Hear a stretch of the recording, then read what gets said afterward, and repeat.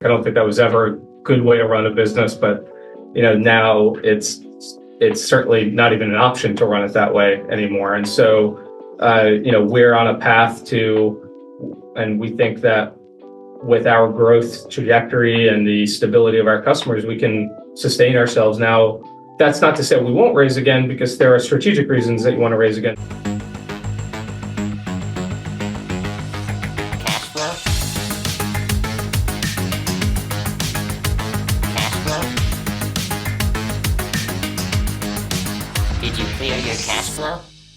Today we have Adam Pardez and Chris Malero from NeuroFlow on the pod today. I met you guys, man, back in like 2017 when you were launching NeuroFlow out of UPenn. You guys weren't even incorporated at the time, so it was just literally the two of you, very early days. You guys have since raised I don't even know, well into the 8 figures in VC. You guys have, I think you're over 100 people or something like that now. Let's just dive into the story, like where it started, where it is today, and then all the bits in between. Yeah, thanks for having us, Brian. It's crazy that we've known each other for 7 years now, like how the world has changed and our companies have evolved. It's nuts. Excited to be on. Likewise. Thanks for having us, Brian. Sure thing. So let's go back to those early days. I remember you guys were just kind of trying to figure out what the company was going to be. And I'm sure it's pivoted several times since then, but let's kind of start those early days. What was the thesis behind NeuroFlow? Why then? Why did you guys come up with the business idea? What was the opportunity? And then, where has it evolved since then? I'll give my perspective, and then happy to have Adam join in. I think the good thing about Adam and I is we bring different perspectives and different backgrounds and so forth to the conversation, which for the most part, Adam might disagree, is productive. But I mean, look, I had a personal connection with mental health. Before going to Penn for graduate school, I was in the Army for a number of years. I went to West Point for undergrad and had a number of soldiers that I served with and that were in my platoon struggle with, depression, PTSD, sleep issues, myself included with sleep, certainly, after a 12-month deployment. Tragically, our unit, we lost a soldier to depression when he took his own life. And, that stuck with me for a while. And it wasn't until after I got out of the military and I went to Wharton for business school when I started to realize that I was in this healthcare class. It was called the Business of Healthcare, and realized that these challenges with mental health are not limited to just the military or veterans, but it really impacts everybody. And there's a giant gap in care from people that are being treated for physical conditions, but are not being they're not identified to have behavioral health conditions or not treated appropriately for them. And they end up struggling, and a lot of times struggling silently. And it impacts the physical health side of things. And so you're right, we have pivoted a lot. We could get into that. But one of the interesting things, I think, for us, and was a foundational thing in the success of the company so far, is that we've never been a company in search of a problem. The anchoring point for us all, always, no matter how difficult the days get or things go wrong or growth is slower than we wanted, we could always anchor back to, we know people are struggling out there. We know there's tens of millions of people that have depression and anxiety. And we know that it's not a problem that's solved today. So we may not be solving it in the right way, but we know that there's a problem there that needs to be solved. And that was, at least for me, the constant fuel to continue chipping away and get to where we are today. Awesome. Did you have anything to add to that, Adam? Yeah, I'll just add in, you have to go back in time a little bit and remember, 2016, 2017, conversation around mental health was pretty different than it is today.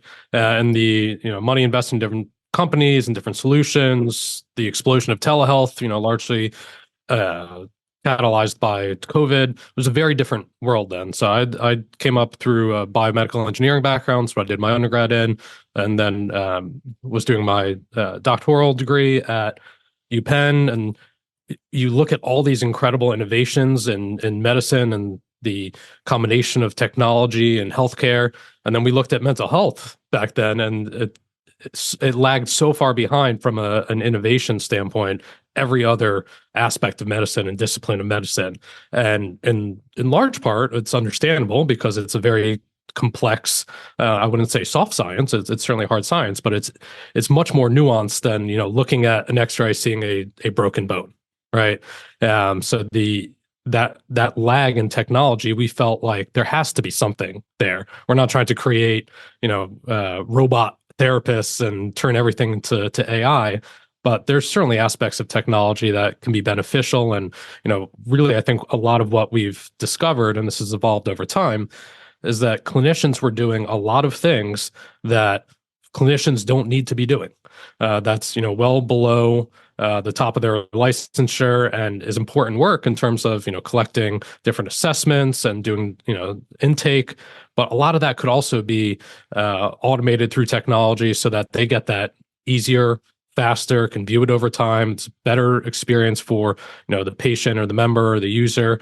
So we felt like, hey, there has to be this not only high tech approach, but combination of high tech and high touch that will really move the industry forward. So you fast forward now to 2024. There's a lot of companies in the space doing interesting things, attacking the problem from different ways. Like Chris said, never had to worry about being a company in search of a problem, but the behavioral health landscape and the healthcare landscape more broadly, there's not a single silver bullet, right? If there was an easy answer, collectively, we would have already addressed it. There's a lot of different problems that have to be solved, and we're doing our part, to attack it from a data and technology standpoint.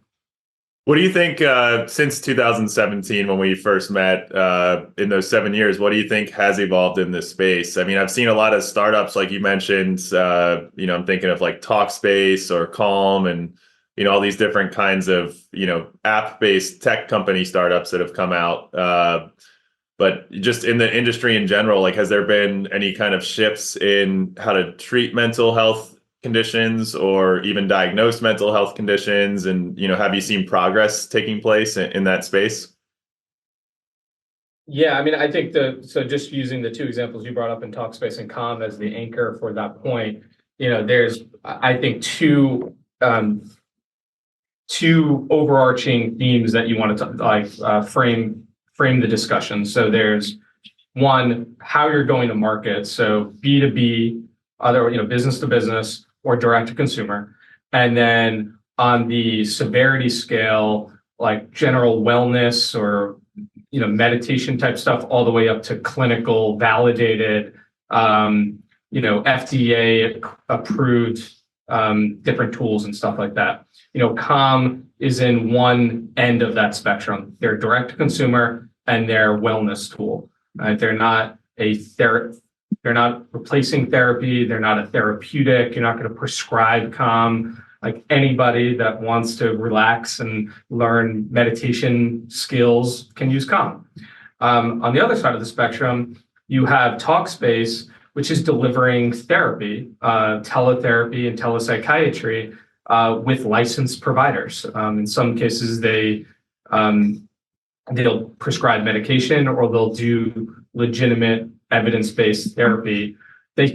Talkspace is interesting because they started out as direct to consumer, and they've since pivoted, going upstream, selling to payers and employers. But that's really the spectrum that you have. And then you have the evolution of more evidence-based therapies coming. The famous one last year was paratherapeutics, was an FDA-approved digital therapeutic, so like an FDA-approved version of Calm for substance use disorder. And unfortunately, they went bankrupt last year. They just were not able to find a business model to sustain themselves. But that gives you kind of a flavor of that spectrum of everything from direct to consumer to business, and then on the clinical level of wellness to like medical grade. Where NeuroFlow fits in, from day one, we've always been business to business. We've never made our tools available to a consumer unless they were invited via a health insurance company that's a customer of ours or a health system provider group that's a customer of ours. We don't make money off of the consumer. The consumer accesses it, doesn't get charged anything, doesn't get we don't monetize ads or the data and so forth. We sell our subscriptions to the system that then invites their population. And we've also been on the clinical grade side of things. So we're not licensed to provide care ourselves. So we're not the care delivery organization. Rather, the tools for the care delivery organizations to more efficiently deliver care in an evidence-based, measured sort of way. That makes sense? Yeah, cool. So, and that brings up a good conversation there. So you guys originally started out selling to therapists. I think you were selling your product as a tool for therapists to measure efficacy of their treatment. And then you've since moved more to selling to healthcare systems and I guess insurance companies or health plans. Can you talk about that evolution, like where you started, where you're at now, and then why you've made that pivot along the way?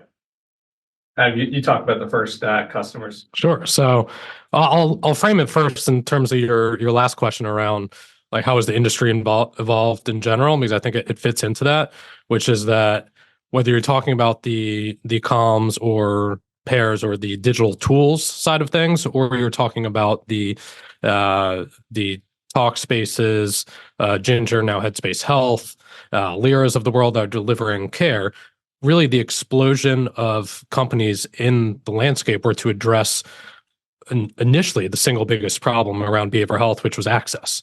Of people couldn't find someone in network, or they couldn't find someone locally, especially for psychiatry, but for therapy to a great extent too. So a lot of what technology helped to do was democratize access to behavioral health support. Again, whether that's clinical care or digital tools. I think what has been interesting to see evolve, and I think we were ahead of the curve here, is that access alone is not enough. So it's not that access is important. Those companies are all doing really important work and need to continue to do that. But once you have access, then you have to focus on quality. Are they delivering evidence-based care? So that's where like the measurement-based care side of things comes in. And we can talk about that from a NeuroFlow perspective. But now we're measuring. That's great. How about identifying people in the first place? Because there's also lots of challenges around people not self-identifying or not being identified within a greater, healthcare system, and then tying that into their overall healthcare. So not just treating behavioral health as, okay, great, we've identified them, we found them a provider, we know they're delivering quality care, but we're going to have that go treated in a silo. Like if someone has diabetes or obesity or COPD or any of these things, you're not just looking at that in a vacuum. You're thinking, okay, well, how does that relate to your lifestyle? How does it relate to social determinants like access to healthy food, ability to pay for healthcare? So you have to think about behavioral health in that larger context to really drive overall well-being, which matters, for the end consumer as well as for the folks, picking up the tab, whether that's a health system at risk or the payer from a total cost of care standpoint, because it's been very well demonstrated that the cost to manage a person that has diabetes versus someone who has diabetes and a co-occurring behavioral health condition, be it anxiety, depression, it's much higher in that second case, depending on the condition, 2 to 4 times higher typically per annum. So that's, I think, the evolution or kind of sophistication around solving this problem beyond just saying, hey, there's not enough care providers out there. What can we do to create more access? So I'll let Chris follow up on that in terms of like how NeuroFlow's followed that curve, and in a lot of ways, I think helped really spearhead that evolution. Yeah, I mean, look, to start, I like to use a physical health comparison here. If I was treating someone's diabetes, I'm going to measure their A1C level over time to see if that's improving. If I'm treating someone's hypertension, I'm going to measure their blood pressure levels over time. If someone has cancer and they're going through a cancer treatment, I'm going to measure the progression of their tumor and if it's improving or not improving over time. That mathematical objective viewpoint in terms of is the treatment plan working or not working so that we can make adjustments or not has been non-existent in the mental health world for a while. It's always been like, are you feeling better or not? And that's been left up to the judgment of the therapist or the psychiatrist. And that's, no fault of anybody's really. That's just the way it was, the science, right? And then there was this evolution of using assessments, which are not perfect, but they're better than nothing, to measure someone's level of mental health issues. And this is called measurement-based care. So again, it's nothing groundbreaking. It's the same way that I would measure my A1C level with diabetes. I'm just measuring my level of depression severity in the course of treatment for depression. That is measurement-based care has not been standardized across the board. It's not done at regular frequencies or regular times and that sort of thing. And so our first version of the product was to help standardize measurement-based care with therapists and psychiatrists. This is the business lesson here, is that they're, better for better or worse. I'm not suggesting that this is the right thing. It's just a reality. There was not an economic incentive to do that. Therapists you're not going to improve their business, not going to generate more revenue, nor are you going to save them time to help their bottom line. So it didn't help the top line, didn't help the bottom line.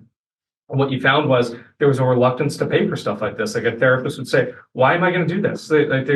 I have a line outside the door of people, so the demand, with no shortage of demand, and there's no incentive to just add this additional work to the table. And that was I think a hard lesson for us, because we wanted to help these therapists, basically usher them into the 21st century using technology and data the same way every other medical professional is using. But the market just wasn't ready for that. That was one problem. The other problem was there are, in this country, roughly 2/3 of people that have a behavioral health diagnosis never get it treated. So think about that. If you extrapolate that out, that's 50 or 60 million people have depression or anxiety.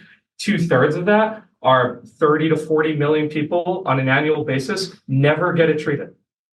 Is that because they don't know, or because they don't want to deal with it? I think there's a combination of reasons. I mean, I think it's they might not know and be aware, like, oh crap, like seasonal depression's a real thing. I didn't realize that I had, like, when it gets cold out and the days are shorter and everything, it's like hard to have more energy than when it's in the summer. I mean, but there's a lack of awareness. I think in some cases, it depends on the community you're talking about too. Like in the military community, there's a lot of stigma associated with it. It can be an access problem, like if in rural America, when some counties don't have any psychiatrists. So you have to like drive an hour to just get to the nearest psychiatrist. So it's an issue of wait times and so forth. We could get into more of this later, but sometimes there's a 30-day wait time to get into therapy that are accepted by insurance. And so I think it's a lot of those compilation of problems. The challenge is, what we know is, so again, just framing that, 40 million people don't get it treated. If I said that same statistic for cancer, we'd be saying this is a national emergency. But it's just kind of accepted as standard with mental health. The positive thing is we know that most of those people are being treated somewhere in the healthcare system: primary care, OBGYN, chronic care, pain patients, and so forth. And so what the pivot that we made was going upstream to helping those medical care that are physical health providers better identify mental health conditions, treat it when appropriate within their setting, and for the higher risk cases, getting them connected to the right levels of care with no wait times, because you're removing that bottleneck. Rather than sending everyone to a psychiatrist, you only send the people that need to go to the psychiatrist. And when we did that, the economic incentives were aligned too, because the primary care providers were paid more. The health insurance companies were happy because not everybody was going to psychiatrists, which is, again, if you have mild seasonal depression, because it's windy and cold in Philadelphia and you want it to be summer, you don't need to go see a psychiatrist for medication.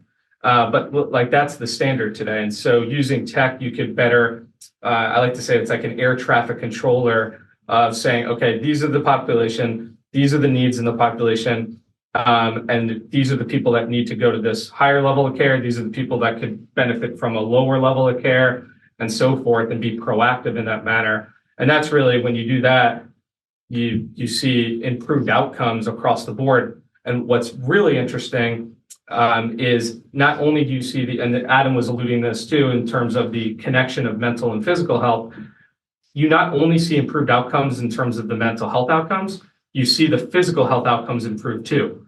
And when you help someone's depression, you also see the A1C levels improve for their diabetes metrics. And it just, it adds credibility to the statement that mental health is health. It's one body and one affects the other. We're just adding data and technology to that equation now. That's cool.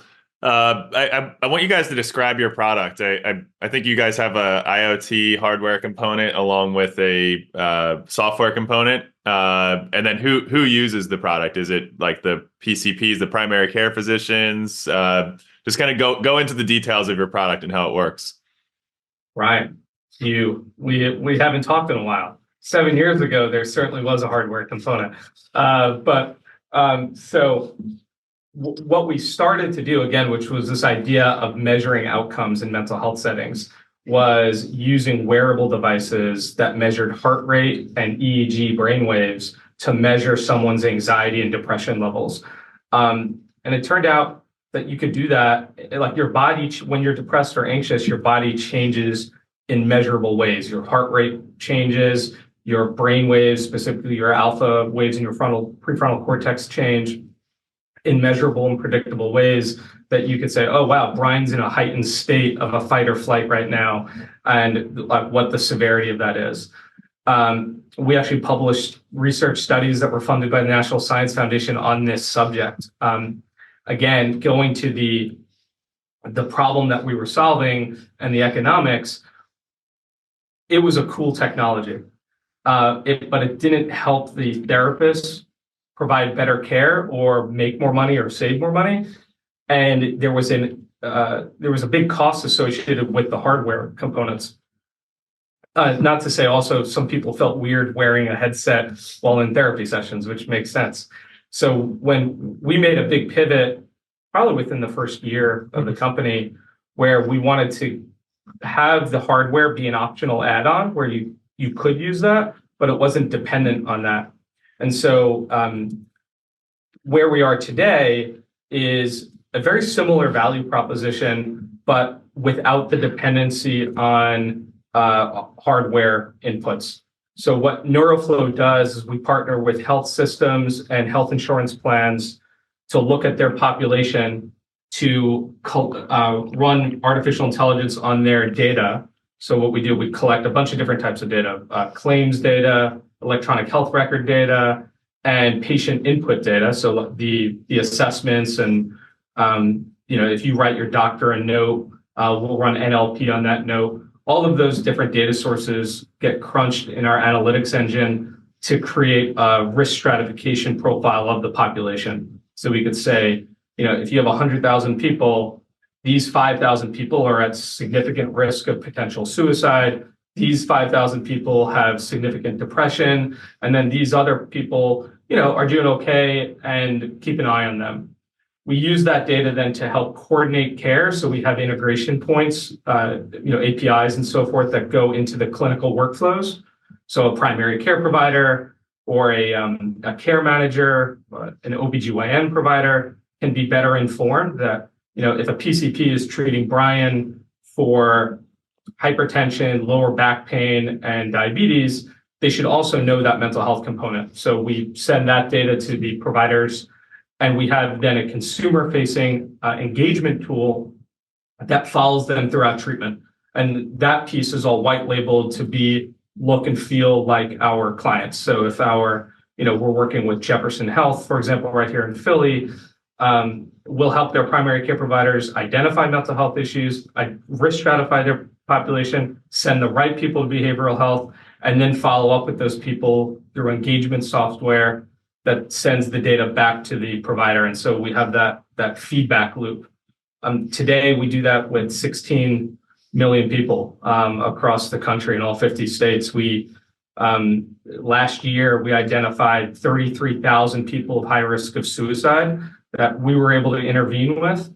And I don't think it's melodramatic to say, we've saved some lives. Those are 33,000 people that were struggling many of which were urgent to the point where they had a plan and they felt hopeless, our technology alerted the health system, our customer, so that they were able to reach out in a timely way and get that person to the right level of care. And so that's what the technology is doing today. From a hardware component, the only remnants of that today are we have APIs that integrate with wearables like the Apple Watch and so forth. So if you're exercising and so forth, that's a data point that goes into the risk stratification triage engine. Oh, that's awesome. Yeah. So you've got health systems using the platform. You're risk stratifying the patient population, and what do you do? Like, what do they do with that data? Do they they then like make new care plan adjustments, or recommend certain types of therapies, or how do they what do they do with the data? And then how are you able to? I'm sure it's difficult, but are you able to actually measure sort of like the impact of your product in these health populations? Yeah, I'll speak to what they do with the data, and then if you want to speak to the impact. So this is where it gets both really cool and really complex, which is that every patient is different, every healthcare system is different, every payer is different in the communities they serve, and then even within those payers, if you think of a Medicare member versus a Medicaid member versus a commercial member, like there's no one size fits all approach. So we've intentionally built in that configurability and flexibility into the platform, so there can be this combination of kind of smart automation of some of that traffic or air traffic control that Chris was talking about, of like, all right, can we send folks down the right path without needing a human to review every single record? But can we also give those people the ability to further tailor that and say, well, based off what I know about this individual, I actually would want to adjust that a little bit. So we offer both. And what I think is important to call out here is, a lot of what we're talking about here with stratification and navigation is about getting the right people to the right care at the right time. And that's not, unique to NeuroFlow. I think that's healthcare at its best, because of the cost of healthcare and scarcity of resources. You really do have to do that matching well. I think one of the really important things that we layer on top of that is that there's the clinical kind of right step, but there's also what I would consider like the business logic. So if we work with a health plan that has employers as customers, those employers might have their own services that they're offering. That could be an EAP, that could be a teletherapy offering, could also, outside of the behavioral health side of things, could be musculoskeletal offering, an MSK tool. So what we can do is layer not only the clinical logic, but that business logic, because a lot of times what's happened, especially we keep going back to this anchoring of like explosion in the digital health space, there's more tools than ever. And I would say 3 years ago, people were all really excited about that. Now people are like, oh, but there's a lot, and there's a lot of confusion, and how do I centralize it? And that's why you hear about like digital front doors and that kind of thing, because it's, again, solving the access problem. We created kind of this new problem, which is, where do people go? So a lot of times what we're helping to do in terms of acting on that data is not this incredibly novel, where do we send them? But it's saying, hey, you actually already have access to 6 free sessions through an EAP, or, oh, you have a comorbid MSK issue and your company offers benefits like a Hinge Health. How do we make sure that you get there? So without needing to raise your hand if you don't necessarily know. So layering in that business logic allows us to get people that right care also at the right cost that's within network. That makes the, in the case I explained, the employer happy because that's now utilizing a benefit that they're paying for, makes the health plan happy because they're, getting someone into the treatment that they need, obviously good for the individual, getting the care they need in a timely manner. So that combination of clinical and business logic is really what drives that, and is a big part of what we do from not just a technology standpoint, but our very hands-on implementation and goal setting with clients to understand the current workflows and the current landscape of solutions, so that we're not introducing another set of kind of endpoints that people have to be thinking about, but we can help pull a lot of it together and say, all right, well, what are you offering today? What can we layer on top of that? And do we have the right places to send folks, and bring some of our best practices to bear as well? Because sometimes they're not exactly sure the best way to set up those programs. We've done that, across the country, and can bring a lot of expertise there. So it's not a one size fits all approach, but really more nuanced by client.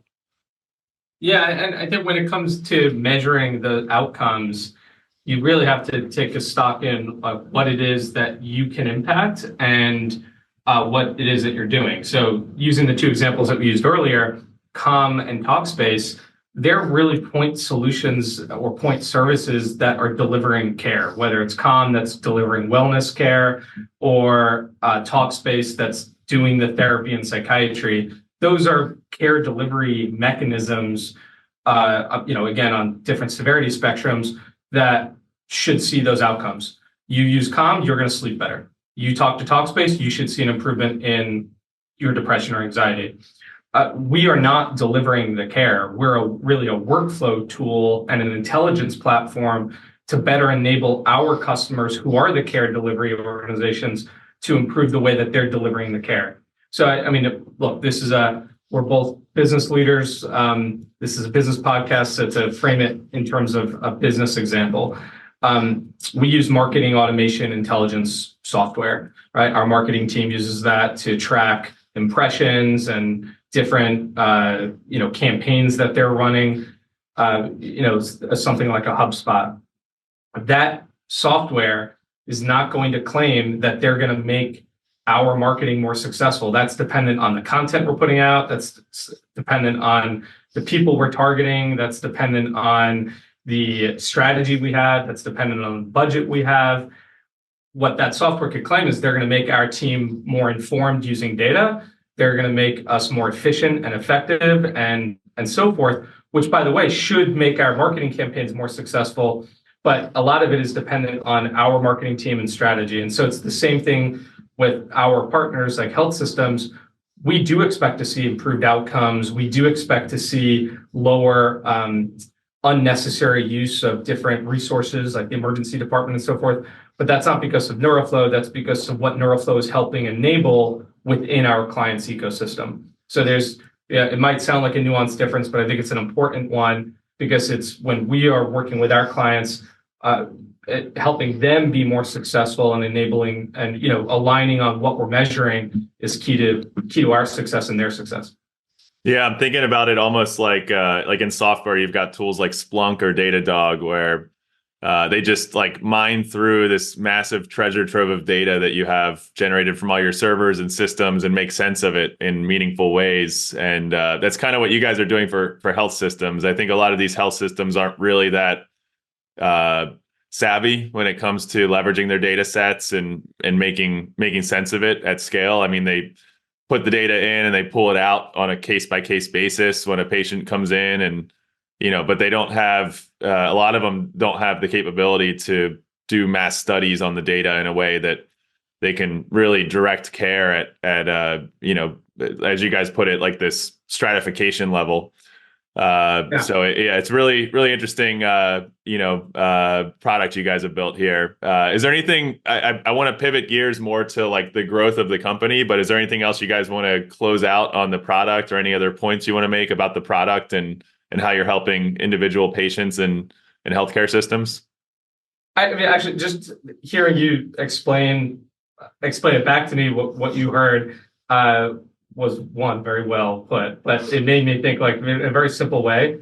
What NeuroFlow is good at is we're good at collecting data, digesting that data, and making that actionable for the health systems in an easy to use way for their workflows. But in the end, they're on the front lines delivering the care. We're a partner to help them do that in a high tech, high touch sort of way, and make them more efficient. So trying to put a nice bow on it, I think, it wasn't always that way. So, I mean, maybe that's a good lead into the growth story about how we've evolved. But that's what we've been doing today across the country with payers and systems, which is, has been really exciting. I want to take a quick break from the episode and say, if you're enjoying this content, the best way you can say thank you is to subscribe. So if you're on YouTube, hit the subscribe button and the notification bell. And if you're on one of the podcast platforms, hit the subscribe button there as well. And also share it out to your friends and colleagues. If you find this content useful and you think other people will enjoy it as well, please send it out. And back to the episode. Well, you guys have raised quite a few rounds, I think.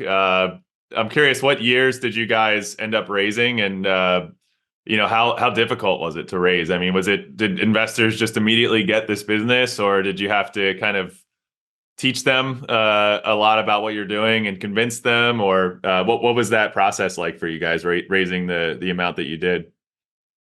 Easier to name the years that we didn't raise, I think, at this point. Actually, that's true. You can look this up on Crunchbase too. On 2017, we raised $1.25 million. 2018, we raised $2.25 million. 2019, we raised $7.5 million. 2020, we raised $20 million. 2021, we raised 35. 2022, we didn't raise. And 2023, 35 was 2022. Yeah, I'm sorry. We didn't raise in 2021. 2022 was 35, and then we didn't raise in 2023. So we didn't raise in 21 and 23. Every other year since 2017, we have raised, combines to just under $60 million raised. And to answer your question about the difficulty of it, the first round, the first $1.25 million was by far the most difficult thing I've ever, I think, professionally had to do. And that, again, mind you, I served in a combat deployment in the Army, but it was it was so new to me. I mean, Adam and I were first-time entrepreneurs. We had no background in this. We had no healthcare background either. I mean, really, if you think about it, we had no business doing what we did. And we didn't. That's usually the case, though, I think, with a lot of entrepreneurs. We just didn't. And also going back to, I think the one thing that we always hit on was the problem. Everybody knew that there was a problem. It was just like how you're fixing the problem. And so I'll give a shout out to our first investor, the late Wayne Tamarelli. He passed away 2 months ago, tragically, and we're going to miss him dearly. But he always said that he invested in us as the entrepreneurs and thought we would figure it out, and that the problem was there, and we were mission driven, and he loved that, and and we are in debt for him forever for doing that. But the reciprocal was much more common. 141 investors told us no our first round. I remember one investor in particular said, "Chris, we love the market. We think BH is a big opportunity. We think you're solving it in the right way. We just don't think that you're the right CEO."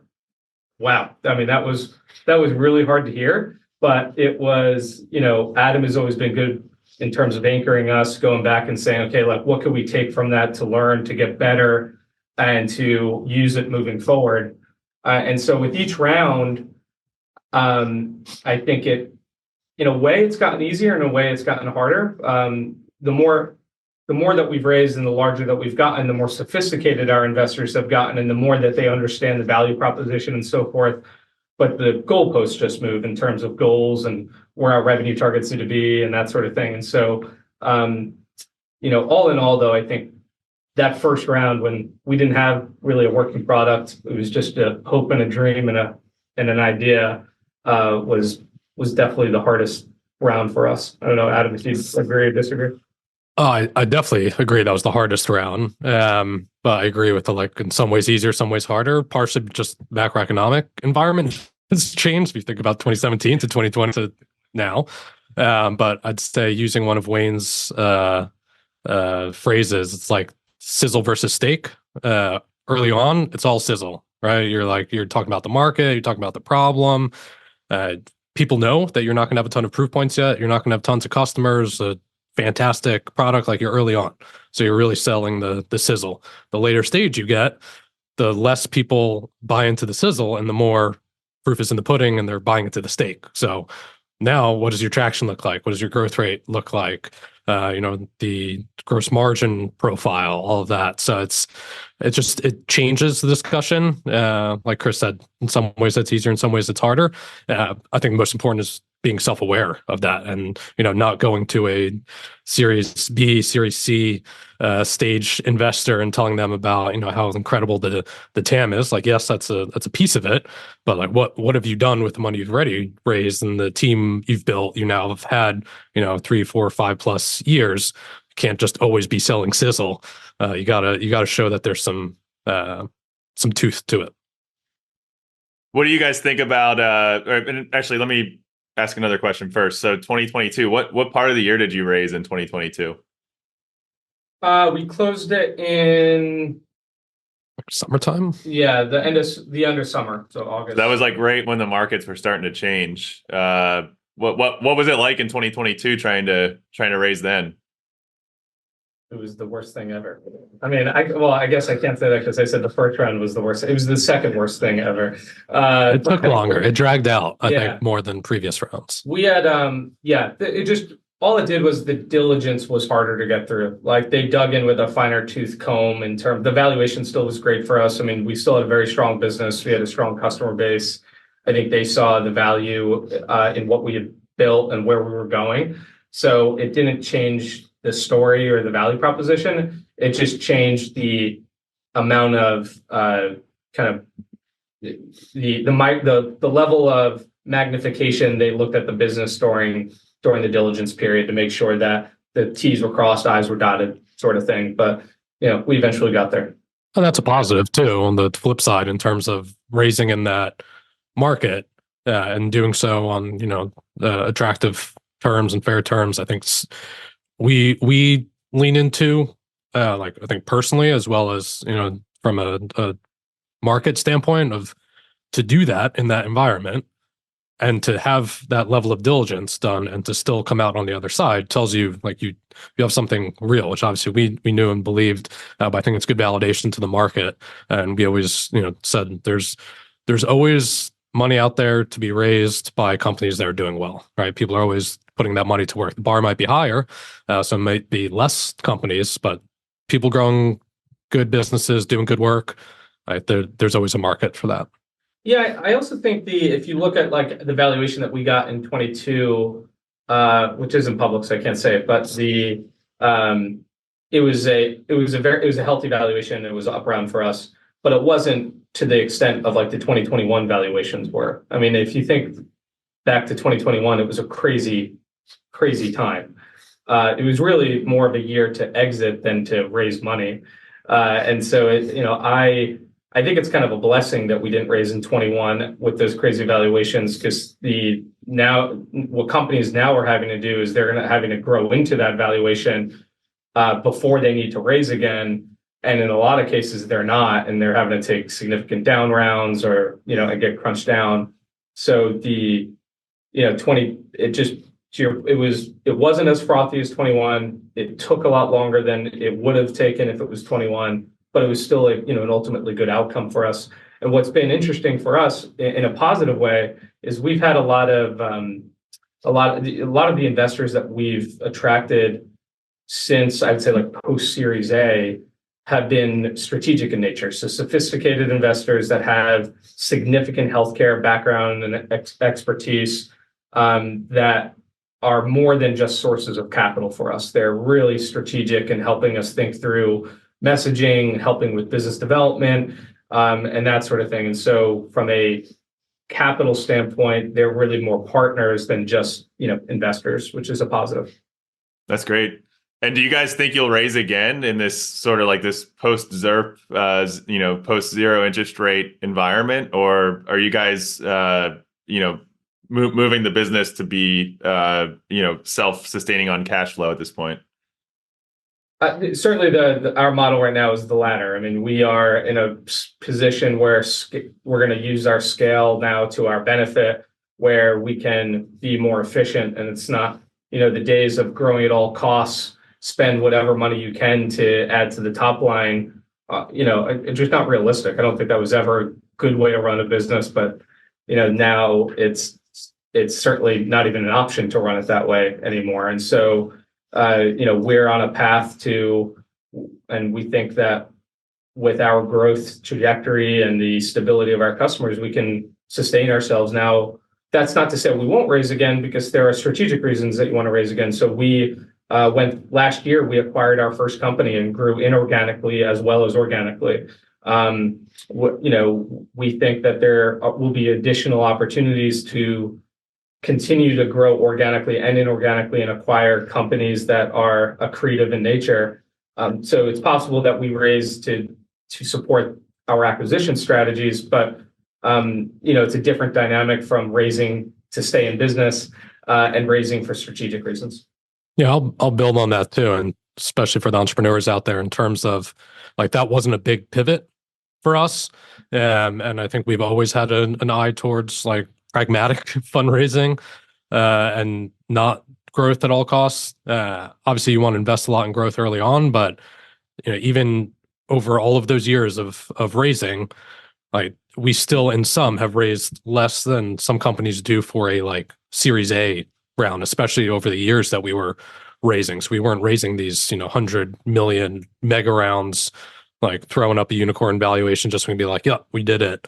And then we've always taken that approach of, I'd say discipline is really the key word, because it like enforced discipline, right? If you have hundreds of millions of dollars to spend and lots of runway to do it with, you're not always going to make actually the best decisions for the business.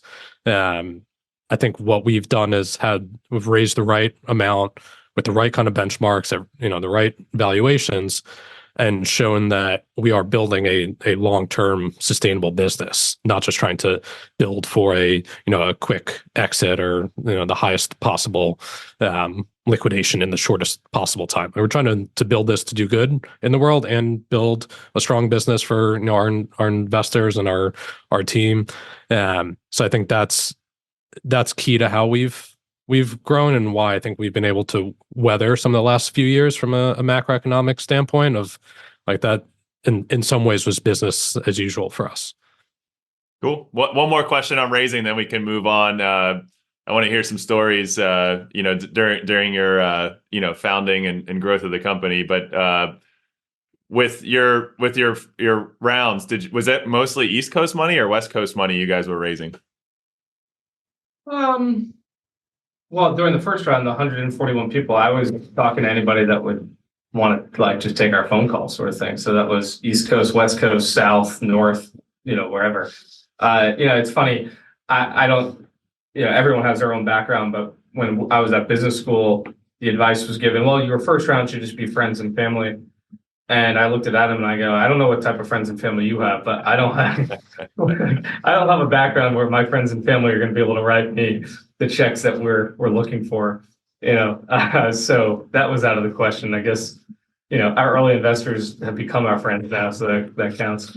But, it was a little bit of all over the place. For the first rounds, our Series A round was led by a SF firm called Builders VC. And then our Series B round was led by a Boston-based firm, HLM Ventures.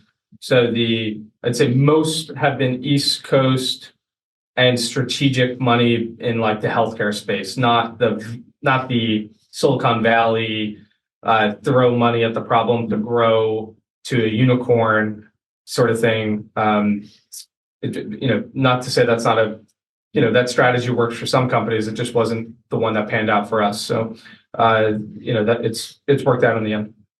Cool.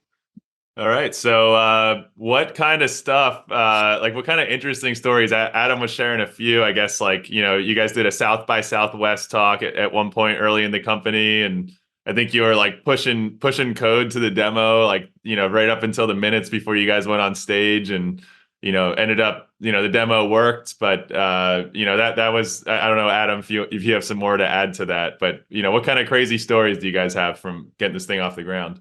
Yeah, I'll start with that one because it is one of my favorites. I think probably a collective favorite, and was from let's say a business standpoint, maybe not the most pivotal, because it's not like we had tons of customers and prospects in the audience, but I think from a a culture standpoint, a really actually important moment. So Chris and I were down at South by Southwest. We had a really small team at that point, all like unpaid college intern with us. I mean, we had not raised anything. This was something we were passionate about and found other folks that were passionate about and were working on in kind of nights and early mornings and weekends. And we had worked on this prototype. It was like a week or two before South by. We knew we were going to be down there doing this pitch competition. And Chris has the brilliant idea, a la, Twitter at South by Southwest. Like, why don't we just do a live demo? How cool would it be if we streamed my stress levels in real time? Because we were still doing the wearables at that point. And we were like, you realize that, like, we don't have something that really totally works yet. And we're like, yeah, but we got like 2 weeks. I bet we could figure it out. Yeah. So we worked with the team. We got there Saturday morning. The pitch was, I think, like 3 or 4 p.m. On Saturday morning. We're all-nighter. Yeah, we're on the phone with the team. It seems like 3 people. Yeah. In addition to 5 total. In Texas, and we're like, all right, well, sometimes it works, sometimes it doesn't. We got a few more hours. Do we feel like we can pull it off? We kind of need a go or no go. When Chris and I look at each other and we're thinking about it, and we're like, what do we have to lose? Like, let's give it a shot. We'll do our best, and we'll see what happens. And it went. I also think we left it to the head engineer at the time too. Well, I think maybe we voted, and everyone's like, Matt, you tell. He was an intern, part-time, and we're like, what do you think? You give us, and he's like, I say go for it.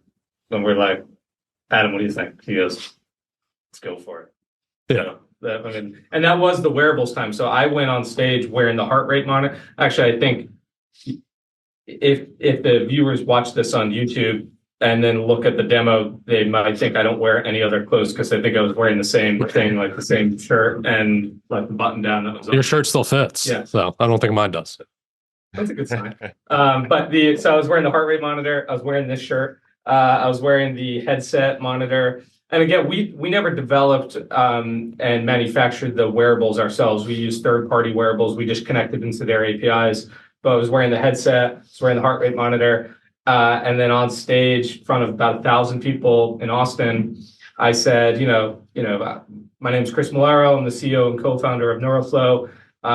Right now, you could go to neuroflowlive.com and see my stress stream in real time. And sure enough, like you were able to see it there, it spiked because obviously I was nervous. And then it mellowed out as I got into more of a groove during the pitch. And we ended up winning that, which was, it's just one of those stories that's, I don't think any of that code still exists in the platform today. But that mentality and the idea of, we're not going to let perfect be the enemy of good. We're going to move forward. We have a value at the company that says move fast and decisively with courage. So the idea is like, look, we're not going to figure everything out at this point. But we know that there's an opportunity and we know that there's a problem to be solved. And time isn't on our side. And so like that core value, I think, came through that day in Austin with the demo. And it comes through every day while we're here. It's like, let's reach out to the health system and say, we can help them today. We're not going to be able to help with everything. But like something is better than nothing at this point. Like we can start to bridge that gap between mental and physical health. And that's going to take courage to be able to get systems and payers to do stuff that's new to them. And again, I think we've been successful at that. And that's early on story in Austin, Texas at South by Southwest in 2017 was, in a manifestation of that. It was an exciting time. Yeah, actually, the value over your shoulder is the one that always reminds me of, which is have a healthy disregard for the impossible. Because especially coming from an academic background and a research background, like I learned very by the book, right, about doing things, and we had very let's say low risk tolerance. And then this experience was like the complete opposite. And we're like, there's no way we're going to do this in 2 weeks in front of a bunch of people, South by Southwest. Are you kidding me? Like, no way. And then we did it. And I'm like, wow, I guess, that was possible. It seemed impossible, but we could do it. And I like that has carried through with me of, having a much greater openness to what is actually possible, and at the very least trying it and not being afraid of that. And I think that's also helped more broadly with the team of like, we all have that mentality of like, everything's impossible till it's not. That's why we have the 4-minute mile on the. Yeah. So for the listeners that aren't on video, behind me is a picture of the famous mile finish by Roger Bannister, who's the first person to run a sub 4-minute mile. And if anyone's familiar with the story, people were saying that it was physically impossible to break a 4-minute mile. Like, it just couldn't be done. Humans were not built that way. You would die. And medical professionals were saying that, like, good luck. It's like, physics says you can't go faster than the speed of light. Well, medical doctors were saying you couldn't go faster than the 4-minute mile. Roger Bannister breaks the 4-minute mile, and then after him, because people said, oh, wow, it is possible, dozens and dozens and dozens and dozens of people have done it since then. So again, it just goes to show you that when you say something's impossible, likely it becomes impossible. But if you have the idea that, I can have a healthy disrespect for the impossible and then push those boundaries, you'll surprise yourself with what's possible, just like the 4-minute mile. I love the way you guys put that into your values, and even the story that you just shared behind that. It's that quality. Even in the very, very early days in 2017, I think that quality is probably a big part of why you guys are where you are today with the company, and that's like such a that mindset in the startup mode is such a crucial mindset, I think, for success.